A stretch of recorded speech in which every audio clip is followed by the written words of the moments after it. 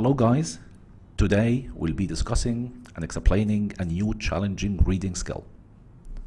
Analyzing word choice. Now it's 1 p.m. Most of us have just woken up, so I presume you will absorb it easily. Let us get into gear. What are analyzing word choice questions? Recognizing the question. Analyzing word choice question asks what a word or short phrase does in the context of a passage. So again, don't get confused. It is not a vocabulary in context. هيبقى عندي word or a phrase. What does that word or phrase, a couple of words, do in the context? Let us use this excerpt as an example. What is the excerpt here? Among the movement's leaders was Morris Dennis, 1870-1943, who often depicted landscape setting imbued with mythical themes. It sounds like it's a movement, it's an artistic movement. Mister, what does it mean? I don't have to tell the meaning, but if you know, you need to know the meaning. Imbued means what? Like inspired.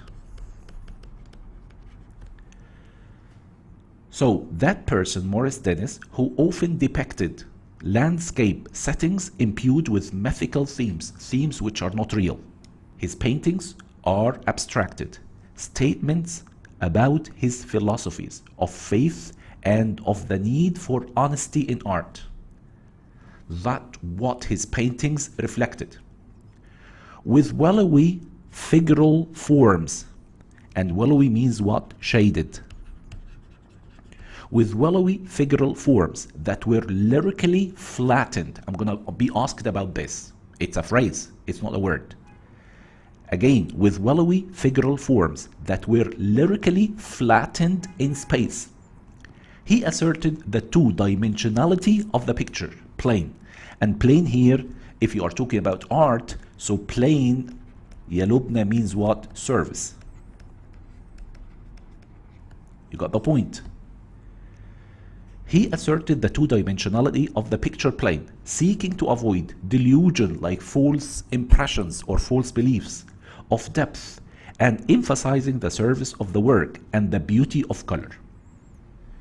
Mister, answering these questions can be tricky because the wording of word choice questions often makes it seem as if they are asking, why did the author do this thing?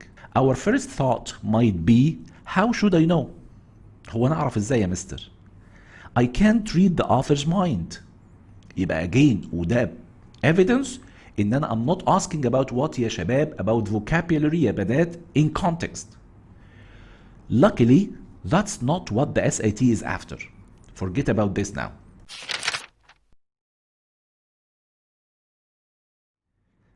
What I really care about is this.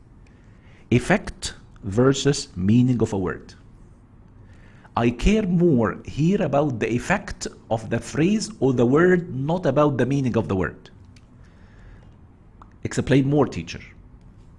A better way to approach word choice question is to rephrase them from the author uses the phrase lyrically flattened in order to something more like what effect do the words lyrically flattened have in the context.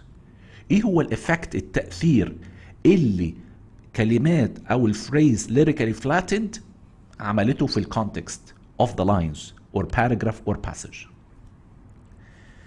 Analyzing word choice questions might seem like words and phrases in context questions, but there is a crucial difference. These questions are asking about the effect, remember this, effect of a phrase in context, not what the phrase means. Mr. Explain more. This is an example. Let us say that I lived in a city that got over 100 inches of snow last winter. That's the city that I used to live in. And just as I finished clearing snow out of the gutters, it started snowing again. prompting me to think, and that made me think, sarcastically, it's the most wonderful time of the year, as I smiled through gritted teeth. Does he really mean it was the most wonderful time of the year? Of course, people will have to say no, because he is meaning what? The opposite. You got the point? And that's the effect of the word in the context. يبقى here يا شباب, I'm not talking about the meaning of a word, but I'm talking about what? The effect of the word in the context. The meaning of the words most wonderful in this context would be worst. Believe it or not يا محمد يا مبارك, meaning here means the worst. حد يقول لي يا مستر ازاي the most wonderful تبقى the worst. The context would determine this. الcontext هو اللي بيحدد كده.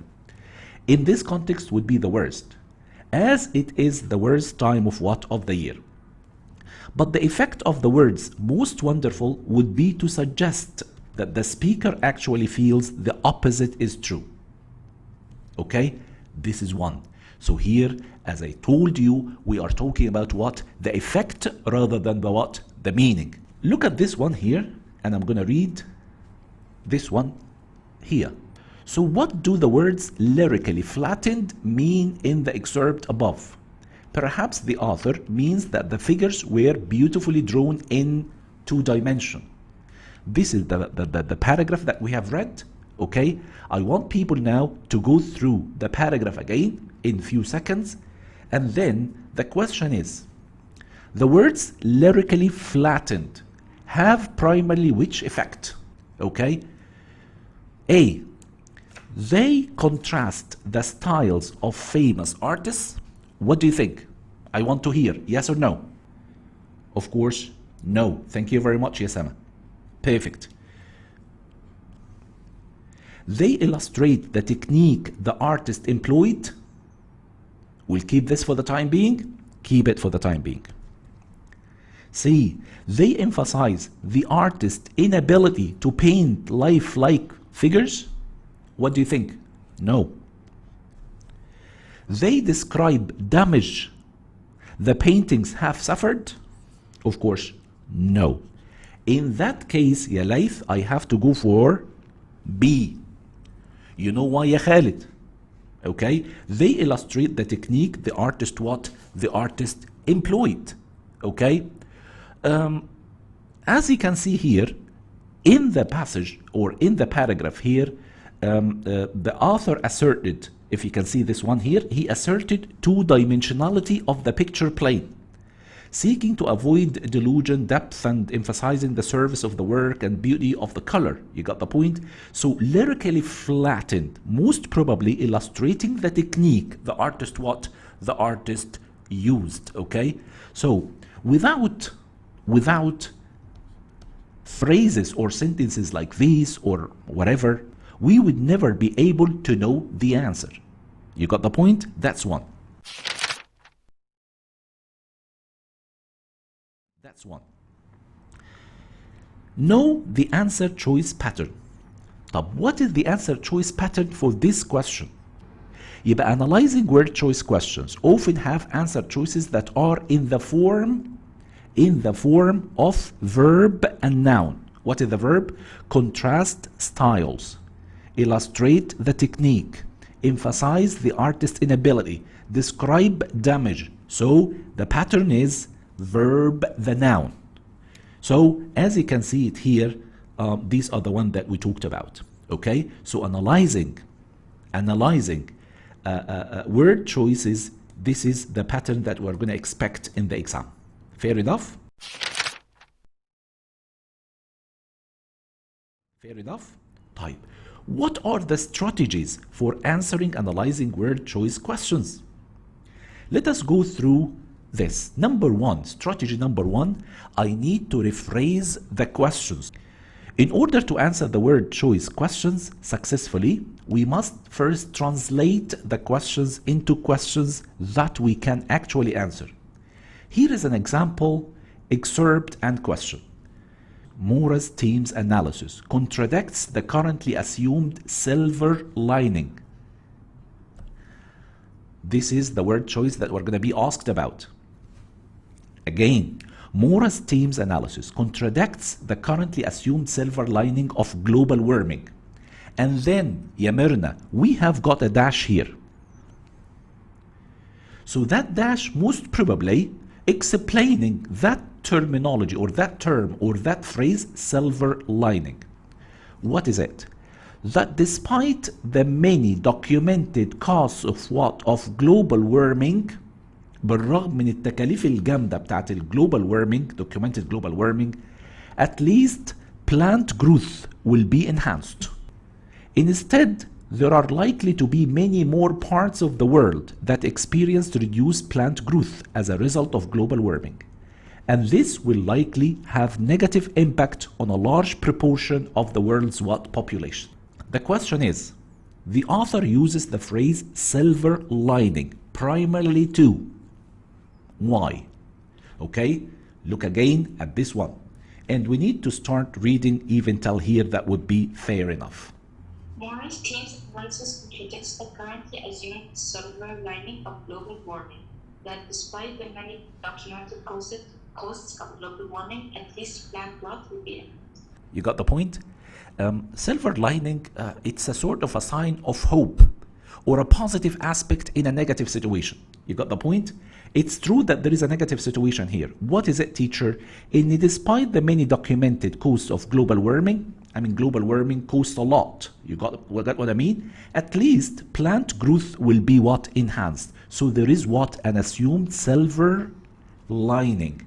So what does that mean? And let us start going through the answer choices.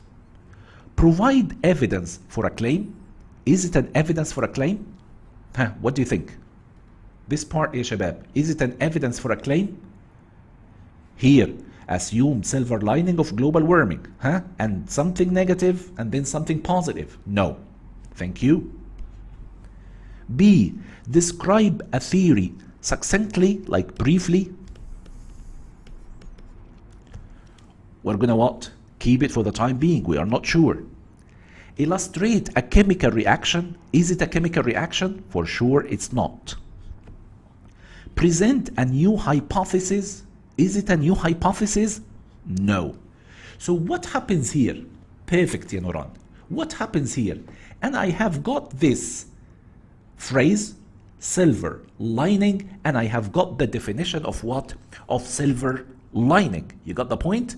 So the phrase silver lining can stand in for that entire idea. Okay, so I said, ya Muhammad ya Tariq, till here we will come to know that it is to describe a theory, okay, succinctly. Whether you know succinctly means what, shortly or briefly, this is not the issue. But the issue is by using the POE, the process of elimination, you come to say, teacher, I'm not going to go for A, C, or D, but B is the best what? Is the best fit. So, what's strategy number 2? Strategy number 2, ya shabab, ya banat, look at the meaning of the context. What do I mean by the meaning of the context? Often the lines that the question gives you are not the only lines you will need to answer the question. So I mean like what? Before and after, like any other question in reading. A good rule of thumb. And rule of thumb means what? Principle. Principle is to look at the sentences before and after the word or phrase you're given in a question and see what's happening or what's being discussed. Of course, people know this. Consider the following sentence and question. Okay? I'm going to give you this. It's a very long sentence. And I'm going to ask you to read silently, please. Read it silently. And the question is, the list of governed matters underlined above, these ones, mainly serves to. It's only one sentence and it is written separately, isolated from other context. If you read it, you will never be able to answer the question بالمرة. يعني إيه مستر? Here, at a minimum, these laws govern matters. Govern matters like what? Govern like control matters like what? Safeguarding private property against theft, protecting people from violence, enforcing legal contracts, وإيه تاني? Preventing fraud, deception, خداع, and collecting taxes. and you say, the list of governed matters underlined above mainly serves to, you will never be able to answer a question like that. But believe me, if you read it within a context here, as you can see, and I'm going to read it, and remember, you're going to answer the same question. Remember this. There is no such thing as an absolutely free market. مفيش حاجة اسمها السوق حر. There is no such a thing as an absolutely free market. Economies that are primarily market-oriented have fewer regulations. Economies that are primarily market-oriented, depending on market, have fewer regulations, fewer rules. Ideally just enough to maintain an even playing field for participants. At a minimum, these laws govern matters like safeguarding private property against theft, protecting people from violence, enforcing regular contracts, preventing fraud, and collecting taxes. Conversely, on the other hand, even the most command-oriented economies operate using markets, but the decisions of what will be produced and what prices will be charged are heavily regulated. Mister, now that we have the entire paragraph, we can see what's going on. The author is discussing economies, markets, laws, and regulations. See if you can answer the following questions using the discussions in the surrounding what lines as a guide. The question is, and I'm going to keep the paragraph here. The question is, the list of governed matters in the sentence underlined above mainly serves to A. Offer solutions to a problem. What do you think? Offer solution to a problem? Tell me. No. Counter a previous argument, like argue a previous argument? No. Identify weakness in a system? I have to go for this one. Provide support for a claim. What is the claim? Something that's regarded as true, but maybe without evidence, okay? So what is the claim? Let us go to the author claims. The author claims that there are no absolutely free markets. And this list shows that even the freest markets have at least a few laws. Here, لما قال هنا يا شباب في البداية, there is no such a thing as an absolutely free market. There is no such a thing as an absolutely free market. Economies that are primary market oriented have fewer regulations. If it is fewer regulations, at a minimum, على الأقل, these laws govern matters like blah, blah, blah. So again, the parts that's underlined here provide support to what? Provide support for a claim that has been mentioned before. You understand my point? Okay, so this is another way of understanding what? Of understanding such questions.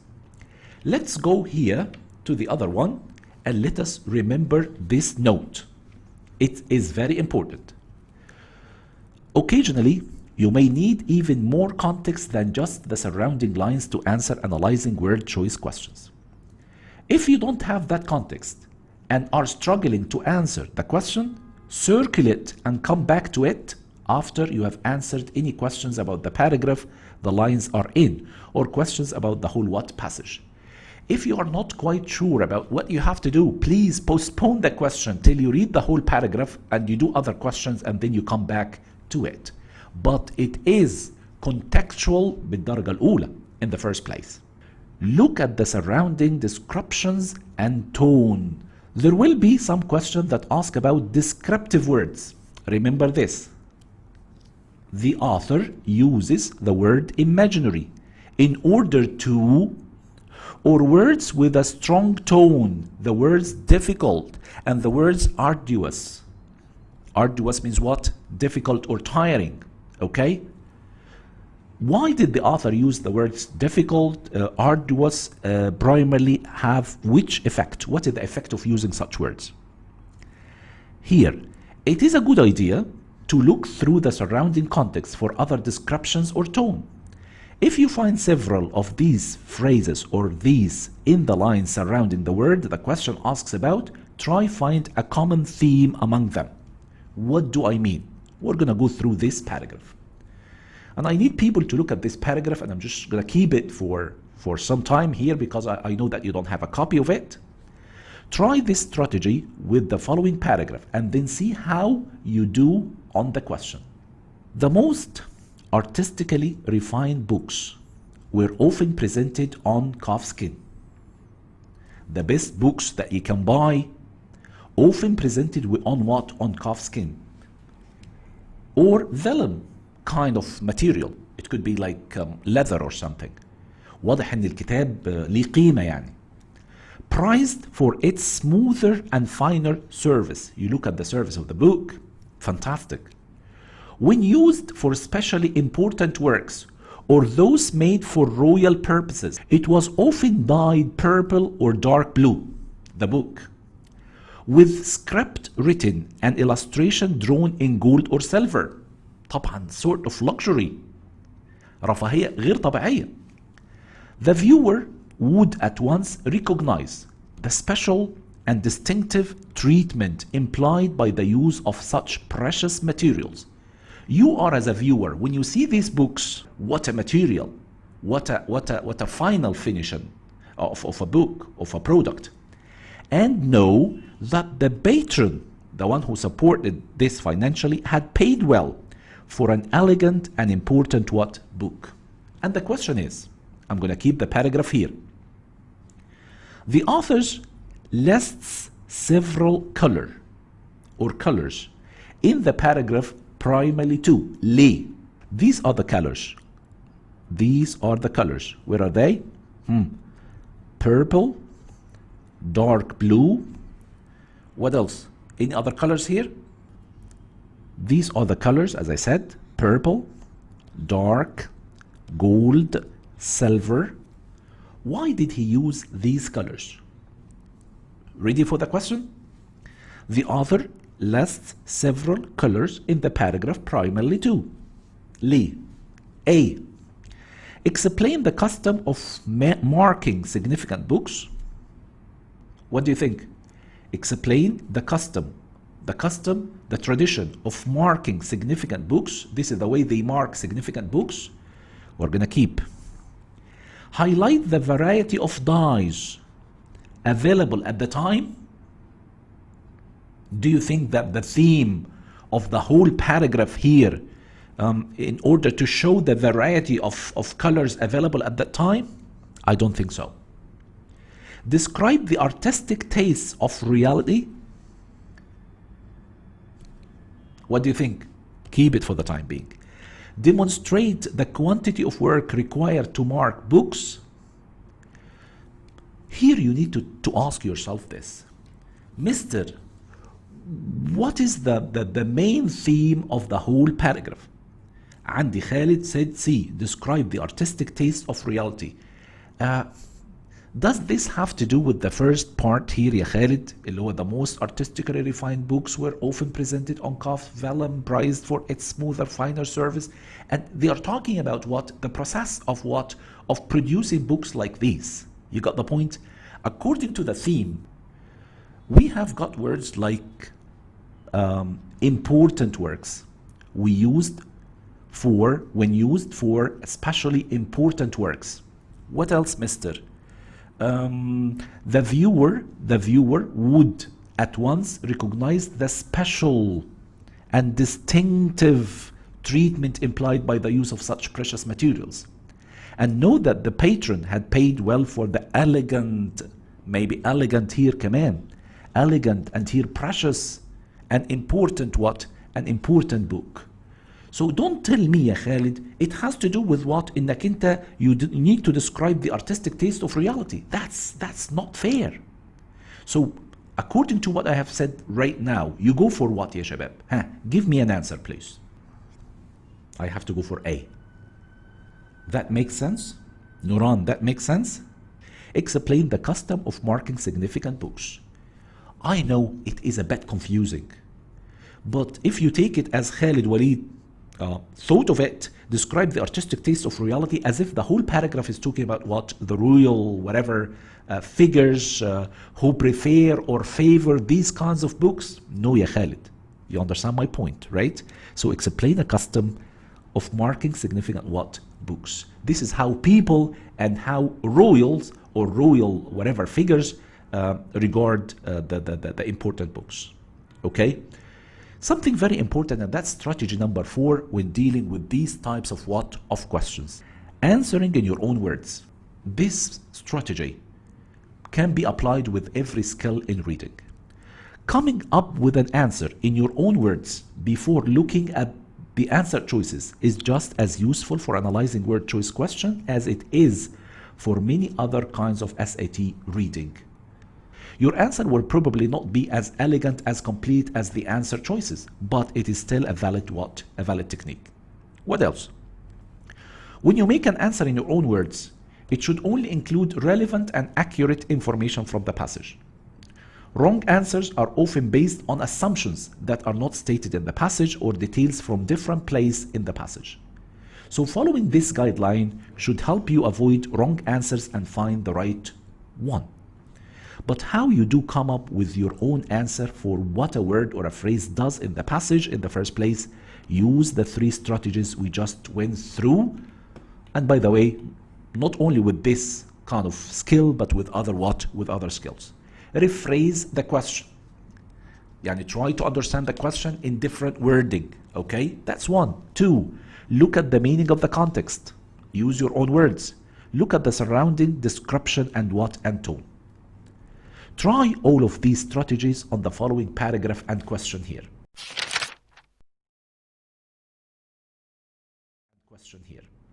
Okay? And here in that paragraph, we have got here a terminology which is very important. And it's always in the SAT reading. What is it, teacher? Conventional wisdom. But here, I would presume that some of you are not aware of that terminology. The author mentions conventional wisdom primarily too. Why? And let us start reading from here. Mendel applied the pollen from a plant. Okay? Applied the pollen from a plant. You know that powdery substance. With violet flowers to a plant with white flowers. You know the pollination. Of course, you have studied this in biology, right? Mendel again applied the pollen from a plant with violet flowers to a plant with white flowers. After gathering and sowing the seeds that resulted from this kind of cross-pollination, ya Marwan, Mendel found that 100% of the Fi hybrid generation had violet flowers. Conventional wisdom at that time would have predicted the hybrid flowers to be pale violet. Conventional wisdom at that time would have predicted the hybrid flowers to be pale violet, a combination of white and violet, or to have equal numbers of white-violet flowers. In other words, the contrasting parental traits were expected to blend in the offspring. Instead, but something else happened. Okay? So here, ya Muhammad ya Atif, conventional wisdom at that time would have predicted. Instead, Mendel's results demonstrated that the white flower trait had completely disappeared in the F1 generation. So, what does it mean, conventional wisdom here? Okay, let us go through it here. A, and I need people to help me with that. Assert that Mendel's findings were understood by many people. What do you think? I'm just going to show you the paragraph here. Of course, no. Of course, no. Thank you. B. Highlight that Mendel's finding made new pea varieties possible. Thank you. No. C. Demonstrate that Mendel's findings ran counter, like against, to intuition. We'll keep it this for the time being. Imply that Mendel's findings were not popular with other scientists. So احنا we are in two minds between C and D, right? Keep it for the time being. Here يا لبنى. Conventional wisdom at that time would have predicted the hybrid flowers to pale violet, blah, blah, blah, blah, blah, blah. Instead, Mendel results demonstrated that the white flower traits had completely disappeared. So here, there is no mention about it. In that case, C is the best fit. Demonstrate that Mendel's finding ran counter to intuitions. What does it mean counter? When you see the word counter, remember argue. Remember against. You understand? What about intuition? If it is counter to intuition means what? Counter to what is expected. So intuition like expected, write it down please. Predicted. Something similar to this. Okay? Something similar to this. Like does not happen in the way that people would expect. And that's the conventional wisdom. Remember يا شباب, conventional wisdom means what? عارفين الاكسبريشن اللي خدناه قبل كده اللي بيقول long held belief. It was a long held belief. اعتقاد سائد والناس مصدقاه. لكن is it true? Does it have a strong evidence or no? محدش يعرف. فنفس الموضوع conventional wisdom هي a general accepted theory or belief. لكن that's traditional. We could come up with something new, and that's what happened here. عايزك يا لبنى, please, because he did it wrong. You start reading from here, يا ميرنا, and then you need to read the what? The last two lines here. You will find out that C is the best answer. Hopefully you understand. Strategy number 5 يا نوران, eliminate wrong answer choices. وطبعا احنا خلاص احنا we talked about this many times we don't have to repeat ourselves, okay? Let us go to the last part here. Actually, remember احنا we're talking about what? Eliminating 3 wrong answer choices يا محمد يا طارق. The fact that the answer choices are complex makes everything easier. You might think يا سما ان مستر احمد خليفة is going nuts. ازاي؟ يا مستر, the fact that the answer choices are complex makes everything easier? Yes. Why? Because if any part of the answer choices does not match with the passage, then you can what? Eliminate it. For example, let us say an answer choice starts with make an argument, but there is no argument made in the paragraph, so cross it off. Again, يا محمد يا مبارك, if an answer choice starts with make an argument and there is no argument for and against in the paragraph, so cross it off. Then no matter what else the answer says or how good it sounds, it must be what? It must be wrong. You understand? Okay. Let us go through this paragraph. Let us go through an example to see how to check the parts of an answer. Okay, and I'm gonna read this paragraph. In the early US Republic, the bureaucracy was quite small. This is understandable. Remember, this, the bureaucracy, being very small. This is understandable since the American Revolution was largely what? A revolt against what? Opposition against executive power, الهيئة التنفيذية, and the British imperial administrative order.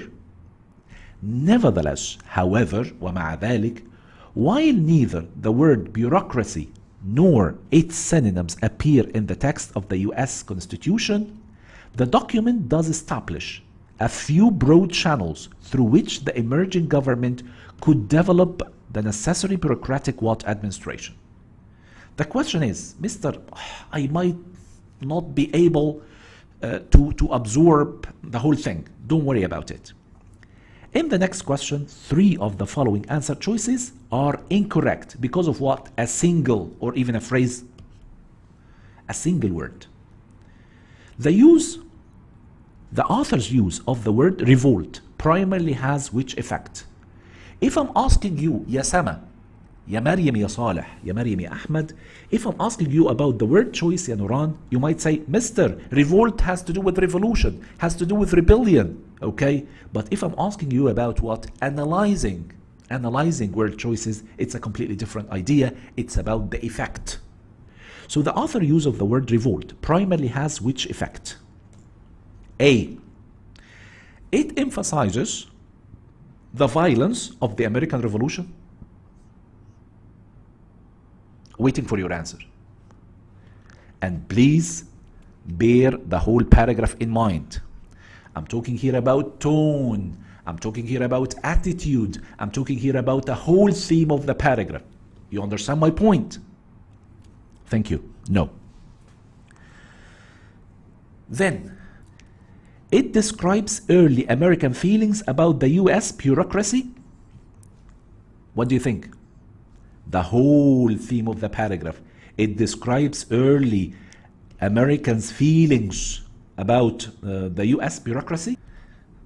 Because of feelings, American feelings, okay? Because of the violence. It provides a justification, explanation, تبرير for the size of the US bureaucracy. Keep it. It gives an example. Revolt, is it an example? Of the many reasons for the American revolutions. Thank you very much. Sorry. Yeah. Who still doesn't understand? What else? Let's go to this paragraph. Now give this elimination strategy a try. For this question, continue using the strategies we discussed above. But when you get to the answer choices, try to find just a word or two that makes each choice incorrect. According to Plumer, creating public opinion is a form of collective behavior that is made up of those who are discussing a given public issue at any one time. Think about it. Given this definition, there are many publics, and remember this, each of them comes into being when an issue arises and ceases to exist, stops to exist when the issue is resolved. Plumer claimed that people participate in public in different capacities and to different degrees. So the polling of public opinion, voting of public opinion, cannot measure all people living in a given society. So polling or voting of public opinion cannot measure all people living in a given society. And the question is, the phrase "there are many publics" primarily has the effect of emphasizing what? Think about it. Yes. A. The necessity of polling people from every community. Why, teacher? It's here. So the polling of public opinion cannot measure all people living in a given society. Thank you. B. The variety of ways that people participate in public issues. There are many publics. What do you think? There are many publics. What else? They have got different, okay, thank you very much. Public, they have got different capacities and they have got different degrees. What do you think of B? Keep it for the time being.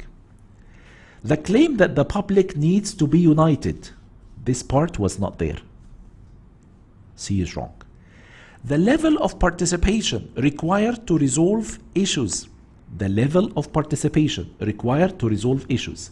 Try to get it out. You will never find it. So we have to go for B. The variety of ways that people participate in public issues. And as we said here, there are many publics, and here we have got different capacities, and here to different degrees, okay? So that's the closest answer.